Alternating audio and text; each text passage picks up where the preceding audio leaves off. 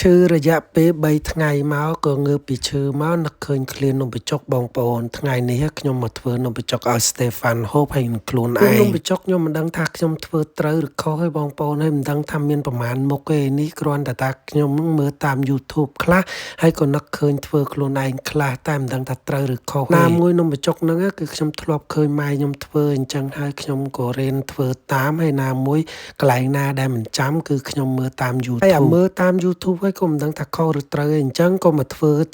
តាមអ្វីដែលខ្លួនឯងនឹកឃើញធ្វើអ្វីតាមខ្លួនឯងចេះគ្រឿងដែលខ្ញុំដាក់ដំបូងមុនគេគឺប្រហុកបន្ទាប់មកខ្ញុំដាក់អាគ្រឿងបុកហើយលាយជាមួយនឹងខ្ទិះដូងហ្នឹងយកមកចាក់ជាមួយនឹងទឹកក្តៅដែលស្ងោរត្រីហ្នឹងហើយខ្ញុំក៏បានដាក់ស្ករអំបិលហើយនឹងទឹកត្រីបន្តិចសាឡនំបញ្ចុកខ្ញុំថ្ងៃហ្នឹងគឺខ្ញុំដាក់ប្រហុករឿងច្រើនពីព្រោះអីនំបញ្ចុកបើមិនធំប្រហុកខ្លាំងគឺអត់ឆ្ងាញ់ទេមែនទេបងប្អូនសម្រាប់លបោយនំបញ្ចុកវិញអត់មានអីច្រើនទេមានតែ3មុខទេមានស្ពៃក្តោបស្យូងចេកហើយនឹងហើយសម្រាប់នំបញ្ចុកវិញខ្ញុំអត់ធ្វើច្រើនទេខ្ញុំធ្វើតែមួយកញ្ចប់ពីព្រោះមួយកញ្ចប់ល្មមសម្រាប់2នាក់ហើយណាមួយខ្ញុំក៏ដឹង Stefan គាត់អត់ហូបច្រើនទេហូបច្រើនគឺហូបខ្ញុំនេះវិញទេឥឡូវនេះគឺខ្ញុំហូបអស់មួយចានហើយអញ្ចឹងខ្ញុំត្រូវតែថែមមួយចានទៀតពីព្រោះឲ្យឆ្ងាញ់ខ្លាំងមែនតែនប៉ុន្តែបងប្អូនដឹងថាខ្ញុំភ្លេចអីនៅក្នុងវីដេអូបងប្អូនដឹងអត់ពេលដែលខ្ញុំបុកគ្រឿងបងប្អូនដឹងអត់ខ្ញុំចេះតែឆ្ងល់តែខ្ញុំភ្លេ